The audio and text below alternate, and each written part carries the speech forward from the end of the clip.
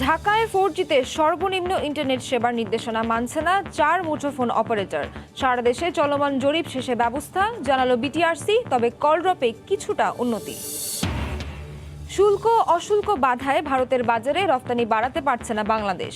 অর্থনৈতিক অংশীদারিত্ব চুক্তির আগ্রহ ভারতের, পাট পণ্যের শুল্ক প্রত্যাহারের আশা। চট্টগ্রামের পতেঙ্গা সমুদ্র সৈকতে শিশুদের জন্য থাকবে রাইড কেবল কার, আধুনিকায়নের কাজ করবে বেসরকারি অপারেটর। টিকিট কেটে উপভোগ করতে হবে সৈকতের সৌন্দর্য।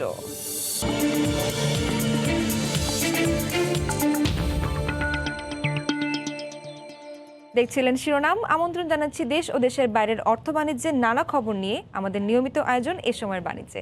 আপনাদের সঙ্গে আছি আমি নাবিলা সোহার। 4Gতে ইন্টারনেটের সর্বনিম্ন গতি 7 Mbps রাখার বাধ্যবাধকতা থাকলেও তা মানছে না 4 মুঠোফোন অপারেটরের কেউই।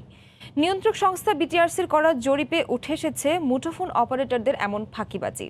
জরিপে রাজধানী ঢাকায় 4Gতে ইন্টারনেটের সর্বোচ্চ গতি উঠেছে সেকেন্ডে 5.72 Mbps। তবে ব্যতিক্রম রয়েছে 3G সেবায়। টেলিটক ছাড়া 3 অপারেটর নির্ধারিত মানদণ্ডের চেয়ে বেশি গতিতেই ইন্টারনেট সেবা দিচ্ছে। তবে কল ড্রপের ক্ষেত্রে কিছুটা উন্নতি হয়েছে। এই হার 2% নিচেই রয়েছে 4 অপারেটরের। করোনাকালে ঘরবন্দি মানুষের কাছে প্রযুক্তি হয়ে উঠেছে বাইরের পৃথিবীর যোগসূত্র। ইন্টারনেটের উপর ভর করে চলে অফিসের কাজ, ব্যাংকিং, লেনদেন, শিক্ষা। একদিকে বেড়েছে মুঠোফোন নির্ভরতা, অন্যদিকে পাল্লা দিয়ে বেড়েছে কলড্রপ ও ইন্টারনেটের ধীরগতি নিয়ে গ্রাহক ভোগান্তি। এর পরিপ্রেক্ষিতে সেবার মান যাচাইয়ে সারা দেশে চলছে বিটিআরসির জরিপ কার্যক্রম। বুধবার রাতে রাজধানী ঢাকার 2 সিটি কর্পোরেশনে চালানো জরিপের ফল প্রকাশ করেছে বিটিআরসি। আর এতেই 4Gতে ন্যূনতম গতিতে ইন্টারনেট সেবা না দেওয়ার বিষয়টি ধরা পড়েছে নিয়ন্ত্রক সংস্থার কাছে। জরিপে দেখা যায় রাজধানীর গ্রাহকরা 4Gতে ডাউনলোডে প্রতি সেকেন্ডে 3 থেকে সর্বোচ্চ 5.72 Mbps গতি পাচ্ছেন। অথচ বিটিআরসির বেঁধে দেওয়া মানদণ্ড অনুযায়ী সর্বনিম্ন গতি 7 Mbps রাখতে হবে। তবে 4Gতে আপলোডের ক্ষেত্রে নির্ধারিত গতি 1 Mbps এর চেয়ে বেশি গতিতে সেবা দিচ্ছে অপারেটররা। 3G সেবায় ডাউনলোডের গতি সেকেন্ডে সর্বনিম্ন 2 Mbps রাখতে হবে অপারেটরদের। সেখানে গ্রামীণ ফোনের ইন্টারনেট গতি ছিল সেকেন্ডে 3.96 Mbps, রবির 4 Mbps এর বেশি, বাংলালিংকের 3.99 Mbps এবং টেলিটকের গতি ছিল 1.74 Mbps। নীতিমালা অনুযায়ী কল ড্রপ হার 2% নিচে রাখতে হয় অপারেটরদের। সেখানে গ্রামীণ ফোনের কল ড্রপের হার 0.18%, বাংলালিংকের 0.31, রবির 0.37 এবং টেলিটকের 1.31%। রাজধানী ঢাকায় গত 23 জানুয়ারি থেকে 8 ফেব্রুয়ারি পর্যন্ত এই জরিপ কার্যক্রম চালায় বিটিআরসি। জনগণ সাফার হচ্ছে, কাজেই এটা তো কাঙ্ক্ষিত না। যদি দেখি যে না, তাদের সার্ভিস ইমপ্রুভ করে নাই বা সেই আগের অবস্থানেই তারা আছে, তখন বিটিআরসি তাদের আর্থিক জরিমানা করতে পারে। আফ্রিকার পিছিয়ে পড়া দেশ সুদান ও ইথিওপিয়ার চেয়েও দেশে কম গতির ইন্টারনেট সেবা মিলছে। এই প্রেক্ষাপটে সম্প্রতি গ্রাহক সেবার মান বাড়াতে তরঙ্গ কেনে অপারেটরগুলো। শুভ খান, সময় সংবাদ, ঢাকা। বিশ্বের 5ম বৃহৎ অর্থনীতির দেশ ভারত। বাজার বড় হওয়ায় বাংলাদেশের সম্ভাবনাও প্রচুর, কিন্তু শুল্ক ও অশুল্ক বাধায় বন্ধু প্রতিম দেশের বাজারে রপ্তানি বাড়াতে পারছে না বাংলাদেশ। চলমান ইস্যু সমাধান না হলেও বাংলাদেশের সঙ্গে অর্থনৈতিক অংশীদারিত্ব চুক্তি করতে চায় ভারত। স্বাধীনতার সুবর্ণ জয়ন্তীতে ভারতের প্রধানমন্ত্রী সফরে এই চুক্তি নতুন সীমান্ত হাট স্থাপন, বন্দর সুবিধা বাড়ানোর বিষয়টি প্রাধান্য পাবে। হাজারা শিউলির রিপোর্ট। বাংলাদেশের দ্বিতীয় বৃহৎ বাণিজ্যিক অংশীদার প্রতিবেশী দেশ ভারত। করোনাকালীন অস্বাভাবিক সময় বাদ দিলে 1 দশকে দুদেশের দ্বিপাক্ষিক বাণিজ্য বেড়ে $9 বিলিয়ন ছুঁয়েছে। এর মধ্যে বাংলাদেশের রফতানি মাত্র 1 বিলিয়ন। যদিও শুল্ক ও অশুল্ক বাধার বেড়াজালে কাটেনি বাণিজ্যে অসমতা, ফলে 99% পণ্যে ভারতের দেয়া শুল্কমুক্ত সুবিধা কাজে আসছে না। 2017 সাল থেকে বাংলাদেশি পাট পণ্যে অ্যান্টি ডাম্পিং শুল্ক বসিয়ে রেখেছে ভারত। এই অবস্থায় বড় দেশ হিসাবে ভারত কিছু ছাড় দিলেই রফতানি অনেক বাড়ত বলে মনে করেন ব্যবসায়ীরা। যখনই আমাদের একটা পণ্য ভালো মার্কেট পায়, তখনই কিন্তু এটা অশুল্ক বাধা আসে। এই জায়গাগুলো থেকে আমার বের হওয়া দরকার। ইন্দো বাংলা চেম্বার অফ কমার্সের সভাপতি বলছেন, ভারতীয় কাঁচামাল ব্যবহার করে যৌথ উৎপাদন ও বিনিয়োগ করা গেলে রফতানি বাড়বে অন্যান্য দেশেও। বাংলাদেশের বিনিয়োগ ভারতে নেই, কারণ আমাদের দেশ থেকে অ্যালাউ করে না। বিদেশি ইনভেস্টমেন্ট করার জন্য। আর আঞ্চলিক ট্রানজিট বাস্তবায়ন এবং বহুপাক্ষিক যোগাযোগ ব্যবস্থার মাধ্যমে বাণিজ্য প্রসারে উদ্যোগী হওয়ার আহ্বান অর্থনীতিবিদের। তিনটা দেশের ব্যবহারের জন্যে আমাদের অবকাঠামোগুলো উন্মুক্ত করা এবং এর পাশাপাশি এই যে নেপাল এবং ভুটানের বাজারও যাতে ভারতের মধ্য দিয়ে আমরা বাধাহীনভাবে ওই দুটো বাজারে প্রবেশ করতে পারি, সেটার ব্যবস্থা যদি হয় রিজিওনাল ট্রানজিট, তার যে অবজেক্টিভ সেটা পূরণ হবে। বাণিজ্য মন্ত্রীর আশা, পাটজাত পণ্যের ওপর এন্টি ডাম্পিং শুল্ক প্রত্যাহার সহ অমীমাংসিত ইস্যুর সমাধানে ফলপ্রসূ আলোচনা হবে। ভারতের সাথে কিছু ইস্যু ছিল, আমরা খুব আশাবাদী যে সেটা আমাদের সলভ হয়ে যাবে, যেমন এন্টি ডাম্পিং একটা সমস্যা, ট্রেড নিয়ে সমস্যা, সেটা আলোচনার মাধ্যমেই শেষ করা যায়। আমরা সেই পথেই হাঁটছি। বিশ্ব ব্যাংকের সমীক্ষা বলছে সম্ভাবনাগুলো কাজে লাগানো গেলে ভারত বাংলাদেশ দ্বিপক্ষীয় বাণিজ্য সীমা $16 বিলিয়ন ছাড়াতে পারে। হাজারের শিউলি, সময় সংবাদ, ঢাকা। মালবাহী ট্রেনের পর যাত্রীবাহী ট্রেনে ঢাকা নিউ জলপাইগুড়ি যাত্রা শুরুর অপেক্ষায় নীলফামারীবাসী। ভারত ও বাংলাদেশের প্রধানমন্ত্রী আগামী 27 মার্চ আনুষ্ঠানিকভাবে উদ্বোধন করবেন এই ট্রেনের। চিলাহাটি স্টেশন সহ অন্যান্য অবকাঠামোর কাজ পুরোপুরি শেষ না হলেও মোটামুটি প্রস্তুত উভয় অংশের রেলপথ। জেলা প্রশাসন জানায় চিলাহাটিকে স্থলবন্দরে পরিণত করার কাজ শুরু হয়েছে। নীলফামারীর প্রতিনিধি জাকির হোসেন বাদলের ছবি ও তথ্য নিয়ে রিপোর্ট। দীর্ঘ 55 বছর পর আবারও ঢাকা নিউ জলপাইগুড়ি রেলপথে চলবে যাত্রীবাহী ট্রেন। গত 17 ডিসেম্বর ভিডিও কনফারেন্সের মাধ্যমে বাংলাদেশ ভারতের প্রধানমন্ত্রী আনুষ্ঠানিকভাবে উদ্বোধন করেন মালবাহী ট্রেনের। দুদেশের প্রধানমন্ত্রী 27 মার্চ উদ্বোধন করবেন যাত্রীবাহী ট্রেনের। উদ্বোধনী অনুষ্ঠানকে ঘিরে নীলফামারী চিলাহাটি স্টেশনে চলছে উন্নয়নের কাজ। চিলাহাটি 0 পয়েন্ট পর্যন্ত 7 কিলোমিটার নতুন রেলপথ নির্মাণ সহ ভিআইপি গেস্ট হাউসের কাজ শেষ হলেও অত্যাধুনিক হাইটেক মডেলের রেল স্টেশন, দোতলা টিএক্সআর অফিস, কাস্টমস অফিস, ইয়ার্ডে আরও 5টি লাইন বসানোর কাজ চলছে জোরে সোরে। রেলওয়ে ট্রানজিট রুট পুনরায় চালু হলেও চিলাহাটিকে পূর্ণাঙ্গ স্থলবন্দর হিসেবে ঘোষণার দাবি জানিয়েছেন ব্যবসায়ীরা।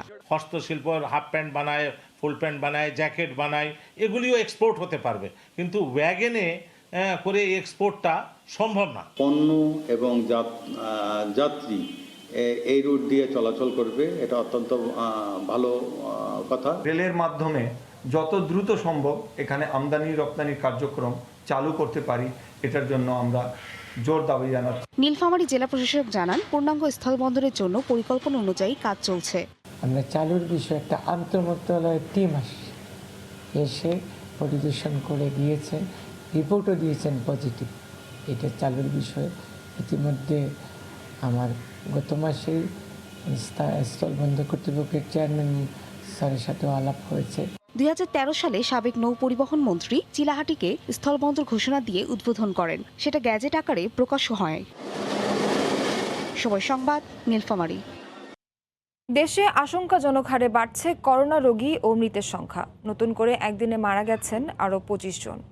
হাসপাতালগুলোতে বেড়েই চলেছে রোগীর চাপ। তারপরও স্বাস্থ্যবিধি মানতে অনীহা সাধারণ মানুষের। এই মুহূর্তে কুর্মিটোলা জেনারেল হাসপাতালের সামনে আছেন রিপোর্টার তোহা খান তামিম এবং সিলেটের বন্দরবাজার এলাকায় আছেন রিপোর্টার ইকরামুল কবির। সরাসরি যাব তাদের কাছে। প্রথমেই যাচ্ছি তামিমের কাছে। তামিম,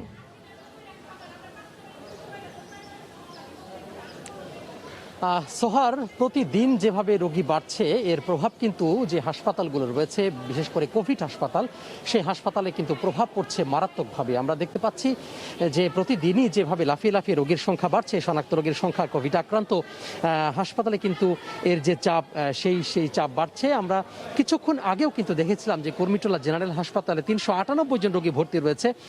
তার দেখতে পাচ্ছি যে এই ঠিক আধা ঘন্টার মধ্যেই সেটি রোগীর সংখ্যা বেড়ে 413 জন হয়েছে। অর্থাৎ মুহুর্মুহু কিন্তু রোগী কিন্তু বেড়ে চলেছে। যদিও এই হাসপাতালে ধারণ ক্ষমতা হচ্ছে 250টি, অর্থাৎ 250টি, কিন্তু এই মুহূর্তে রোগী ভর্তি রয়েছে 413 জন। ধারণ ক্ষমতার চেয়েও কিন্তু প্রায় অনেক কয়েক গুণ, 2 গুণ বেশি। তো সোহার, একটি বিষয় বলে রাখি, সেটি হচ্ছে যে শুধুমাত্র যে রোগীর সংখ্যা কিন্তু বাড়ছে তা নয়, এখানে আমরা দেখতে পাচ্ছি যে করোনা পরীক্ষা করার জন্য যেই যারা এসেছেন তাদেরও কিন্তু দীর্ঘ লাইন আমরা দেখেছি সকাল থেকেই। প্রতিদিনই কিন্তু আমরা দেখতে পাচ্ছি যে এই লাইনও কিন্তু দীর্ঘ থেকে দীর্ঘতর হচ্ছে, এবং যারা এখানে কর্মীরা রয়েছেন, বিশেষ করে করোনা পরীক্ষার নিয়োজিত রয়েছেন, তারাও কিন্তু বলছেন যে আগের থেকে বহুলাংশে কিন্তু এই যে করোনা পরীক্ষা করার যেই পরীক্ষা করানোর যে লাইন, সেই লাইনও কিন্তু অনেক বেড়েছে। যদিও বিশেষজ্ঞরা বলছেন যে এই মুহূর্তে আসলে স্বাস্থ্যবিধি মানার কিন্তু কোনো রকম কোনো বিকল্প নেই। বিশেষ করে কয়েকদিন আগেও কিন্তু পরিস্থিতি স্বাভাবিক ছিল, এখনও কিন্তু পরিস্থিতি যেভাবে দিন দিন খারাপের দিকে যাচ্ছে, একটি কিন্তু উপায় সেটি হচ্ছে যে স্বাস্থ্যবিধি মানা, এবং স্বাস্থ্যবিধির অন্যতম একটি বিষয় সেটি হচ্ছে যে মাস্ক পরিধান করা। সেটি আসলে সবচেয়ে জরুরি বিষয় বলে বলছেন তারা। পাশাপাশি আরেকটি বিষয় বলে রাখি, সেটি হচ্ছে যে প্রতিদিনই কিন্তু আইসিইউ সংকট এটি কিন্তু তীব্র হচ্ছে। আমরা এখানে দেখেছি যে 10টা আইসিইউ, 10টি কিন্তু ফুলফিল রয়েছে। পাশাপাশি অনেক রোগীকে আমরা দেখেছি যে এখানে সিট ফাঁকা না পেয়ে কিংবা আইসিইউ ফাঁকা না পেয়ে এখান থেকে চলে যেতে হয়েছে তাদেরকে, এখানে অর্থাৎ এখানে ভর্তি নিতে পারেননি। তো হাসপাতালে ছিল এই শেষ আমার কাছে তথ্য। আমরা এখন চলে যাব সিলেটে, সেখানে আছেন সহকর্মী ইকরামুল কবির, তিনি জানাবেন যারা জনসাধারণের আসলে স্বাস্থ্যবিধির কি পরিস্থিতি সেটার খবর। ধন্যবাদ তামিম। দেশের করোনার ঊর্ধ্বগতির মধ্যে এই সিলেটেও কিন্তু একই পরিস্থিতি বিরাজ করছে। 4 তারিখ থেকে 10 তারিখ পর্যন্ত মাত্র একজন করে শনাক্ত হয়েছিল, সেই ধারা এসে দাঁড়িয়েছে গড়ে এখন 70-এর উপর থাকে প্রতিদিন। এই অবস্থায় কিন্তু সিলেটের যে প্রবাসী অধ্যুষিত সিলেট অঞ্চল, তাতে কিন্তু প্রবাসীরা থেমে থাকেনি। আপনারা জানেন যে গত বছরের শেষ দিন পর্যন্ত, অর্থাৎ হচ্ছে গিয়ে চলতি অর্থ বছরের প্রথম 6 মাসে দেশে কিন্তু রেকর্ড পরিমাণ রেমিটেন্স এসেছে, যা $4,300 কোটি রিজার্ভ হয়েছে বর্তমানে। এটা অতীতে সর্বকালের রেকর্ড ভঙ্গ হয়েছে প্রবাসীদের একটা অর্থ পাঠানোর এই কারণেই, এবং এই ধারা এখনও কিন্তু অব্যাহত রয়েছে। তবে প্রবাসীরা যেটা চাচ্ছেন, বা প্রবাসী যারা বিদেশে চাকরি করেন, তারা দেশে এসে যারা আটকে গেছেন, তাদের যেন তারা দ্রুত সেই দেশগুলোতে কর্মসংস্থানের মধ্যে ফিরে যেতে পারেন, সেই জন্য বিভিন্নভাবে তারা দাবি দাওয়া জানিয়ে আসছেন। বিশেষ করে পররাষ্ট্রমন্ত্রীর কাছে, কর্মসংস্থান মন্ত্রীর কাছে তারা বারবার দাবি জানিয়েছেন। দেশে যারা সৌদি আরব সহ বিভিন্ন দেশ থেকে এসে যারা সেই দেশে ফিরে যেতে পারছেন না করোনা পরিস্থিতির কারণে, তাদের যদি ফিরিয়ে নেওয়া যায় বা তাদের ফিরিয়ে নেওয়ার ব্যাপারে সরকার যদি উদ্যোগী হন, তাহলে এই যে রেমিটেন্সের ধারা বা অতীতে সকল রেকর্ড ভঙ্গ হয়েছে, সেই ধারা আরও অব্যাহত থাকবে। এবং বিশ্বের যে অর্থনীতি মন্দা পরিস্থিতির মধ্যে সরকার প্রধানের ঐকান্তিক প্রচেষ্টায় দেশে কিন্তু সেই মন্দা পরিস্থিতি নেই। দেশে কিন্তু অর্থনীতির পরিস্থিতি বেশ ভালো অবস্থায় চলে গেছে। বিশেষ করে বৈদেশিক মুদ্রা অর্জন এবং প্রবাসীদের পাঠানো রেমিটেন্সের যে রেকর্ড, সেই রেকর্ড যদি ধরে রাখা সম্ভব হয় এবং সেই ধারা যদি অব্যাহত রাখতে হয়, তাহলে প্রবাসী যারা দেশে আছেন তাদেরকে অতি দ্রুত, যারা যে দেশে কর্মসংস্থানে ছিলেন, তাদেরকে সেই দেশগুলোতে কর্মসংস্থানের সুযোগ করে দেওয়ার জন্য সরকারের কাছে দাবি জানিয়েছেন প্রবাসীরা এবং প্রবাসী আত্মীয় স্বজনেরা। মোটামুটি নাবিলা, এই ছিল সিলেট অঞ্চলের প্রবাসী অধ্যুষিত সিলেট অঞ্চলের যারা প্রবাসীরা বিদেশে কর্মসংস্থানে আসছিলেন এবং তাদেরকে ফিরিয়ে নেওয়া যাওয়ার এবং করোনা পরিস্থিতির সর্বশেষ খবর।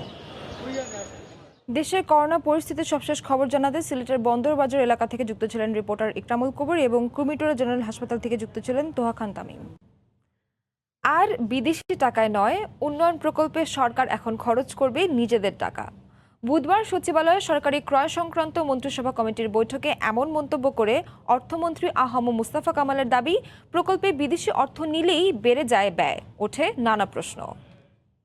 আগে আমরা বিদেশি অর্থায়ন করবো বলেছিলাম, আমরা বিদেশি আমাদের সাথে থাকবে জয়েন্ট ভেঞ্চারে, কিন্তু এখন বিদেশিরা থাকলে আমাদের প্রজেক্ট কস্ট আমাদের জানি বেড়ে যাচ্ছে অনেক।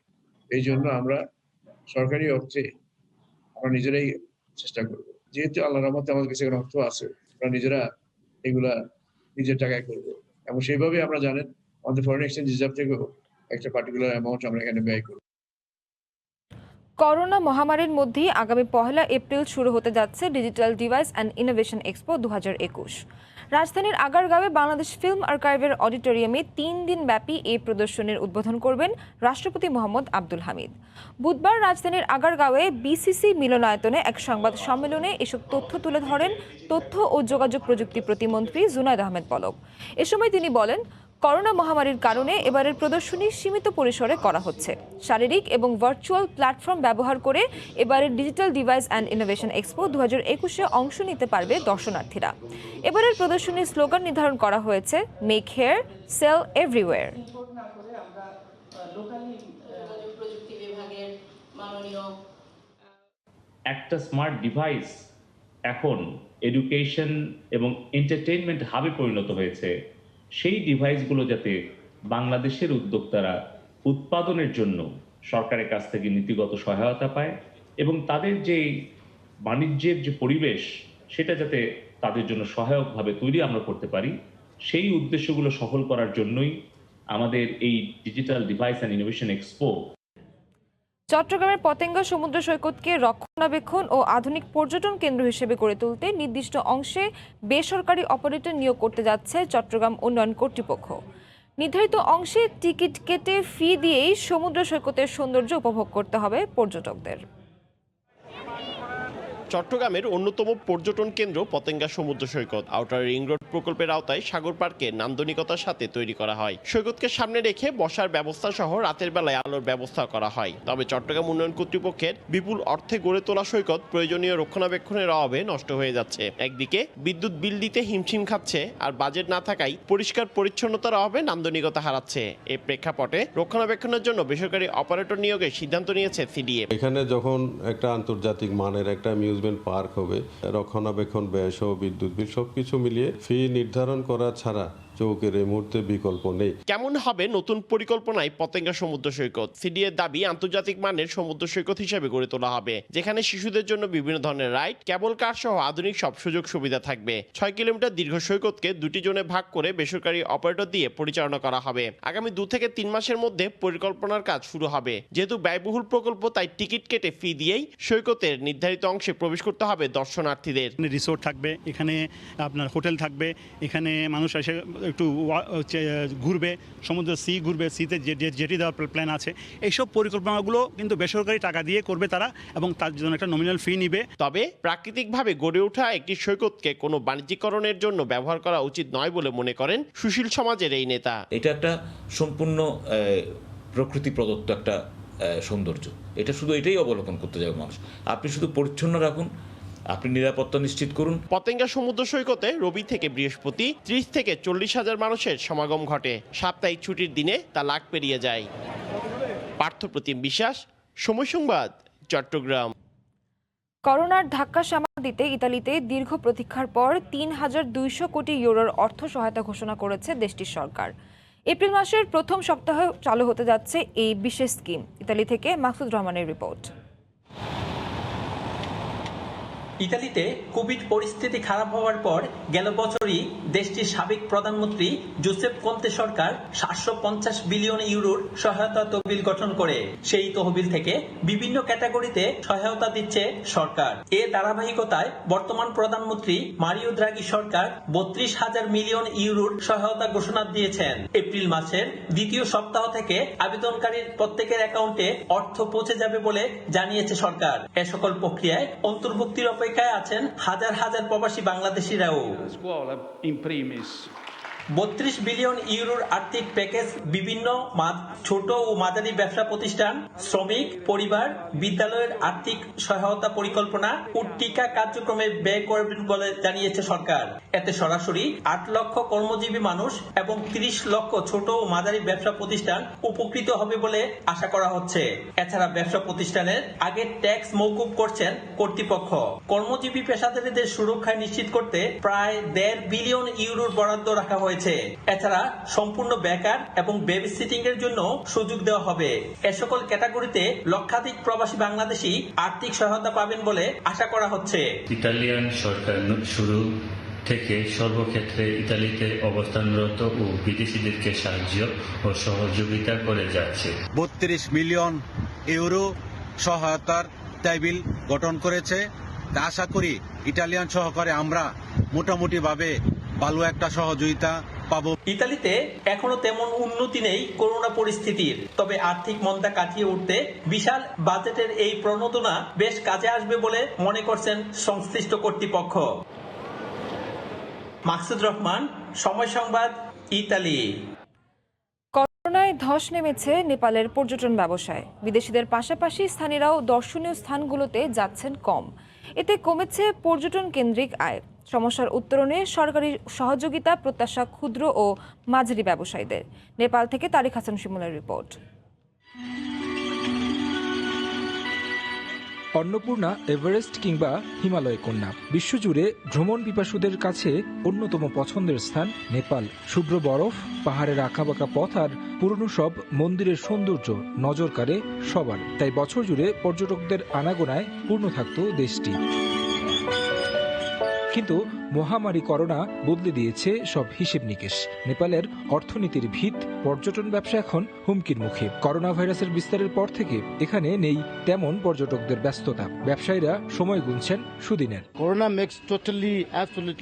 করোনার কারণে আমাদের পর্যটন ব্যবসা অনেক ক্ষতিগ্রস্ত হয়েছে। কোভিডের প্রভাবে আমাদের দোকান বন্ধ রাখতে হয়। পর্যটক না থাকলে জিনিসপত্র বিক্রি করব কার কাছে? করোনা ভাইরাস আমাদের অনেক ক্ষতি করেছে। আমরা যারা ছোট ব্যবসার সাথে জড়িত তাদের অনেক সমস্যায় পড়তে হয়েছে। আমাদের সংসার চালাতে কষ্ট হচ্ছে। করোনার কারণে কাঠমান্ডুতে পর্যটক শূন্য ছিল। আমরা সবসময় পর্যটকদের আশায় থাকি, তারা আসলে আমাদের ব্যবসা চাঙ্গা থাকে। কিন্তু সত্যি বলতে আমরা কষ্টের মধ্যে দিন পার করছি। ভ্যাকসিনের আওতায় এসেছে দেশের বেশিরভাগ মানুষ। কড়াকড়িভাবে মানা হচ্ছে কোভিড নিরাপত্তা।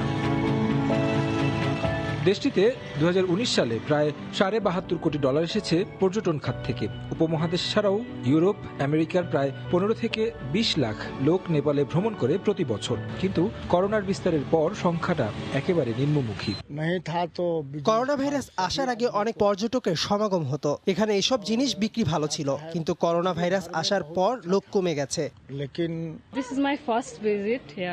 দেখুন, প্রথমবারের মতো নেপালে সফরে এসেছি, আর এখানে আসতে পেরে খুবই উচ্ছ্বাসিত আমি। পেইন্টিং খুব পছন্দ করি। এখানকার প্রাকৃতিক সৌন্দর্য যে কাউকে মুগ্ধ করবে। সবাইকে বলবো, পর্যটনের জন্য নেপাল এক কথায় অসাধারণ। নেপালে ভ্রমণের জন্য আগে অন অ্যারাইভাল ভিসা থাকলেও করোনার পর থেকে ভিসা নিয়েই ভ্রমণ করতে হচ্ছে।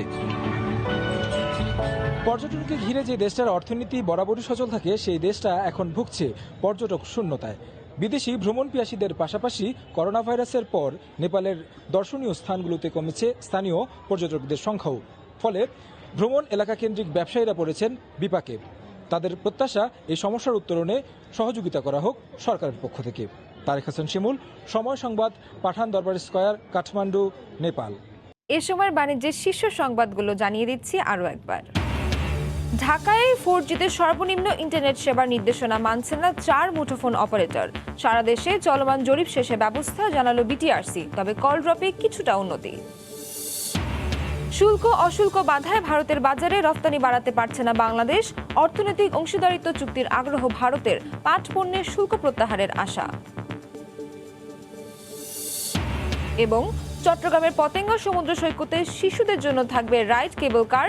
আধুনিকায়নের কাজ করবে বেসরকারি অপারেটর। টিকিট কেটে উপভোগ করতে হবে সৈকতের সৌন্দর্য। এই ছিল এ সময়ের বাণিজ্যের সঙ্গে থাকুন সময়ে।